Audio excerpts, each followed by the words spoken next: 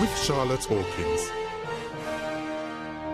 Hello there, good morning. It's 6 o'clock. We're with you all the way through till 9 with Susanna and Adil here from 6:30. First, our top story.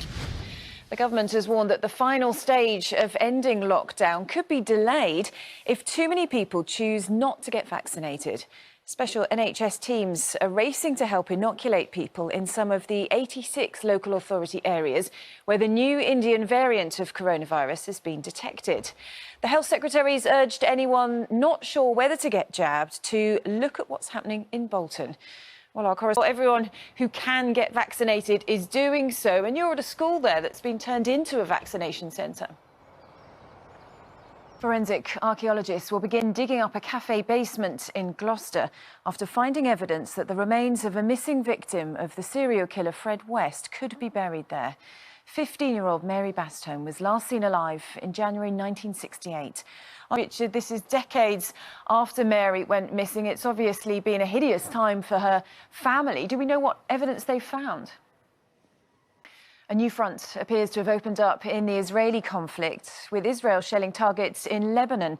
Israeli officials say they ordered the strikes after shells were fired at them from Lebanon, but fell short of the border. Well, we're keeping an eye on the situation in Gaza City this morning. It's also been targeted by repeated Israeli airstrikes and artillery bombardments.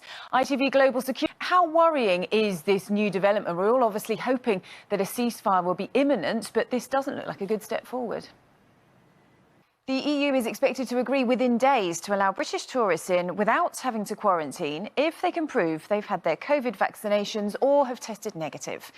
At the moment, each country is setting its own rules. Jonathan Swain. Jonathan, looks like you're making the most of it there. You've got us all dreaming of holidays, but the hope is it might be open for more destinations soon. Prince Harry has filmed a new interview with Oprah Winfrey, revealing more about his personal mental health battles.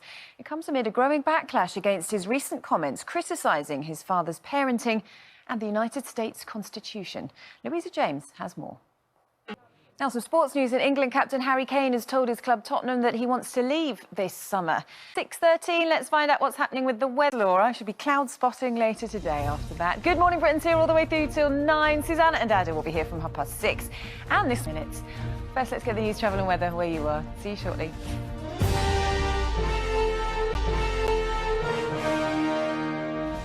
Hello again. Let's take a look at the front pages of the papers now. 30 years ago today, the first British astronaut went into space. Helen Sharman was an ordinary woman from Sheffield until she answered an advert for budding astronauts.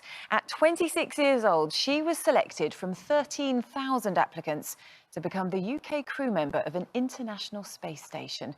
Gargi Patel has more.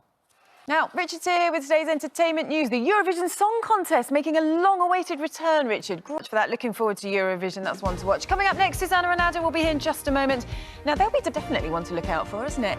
In the meantime, here's Laura with all the weather details for you. Good morning. Forensic archaeologists will begin digging up a cafe basement in Gloucester after finding evidence that the remains of a missing victim of the serial killer Fred West could be buried there.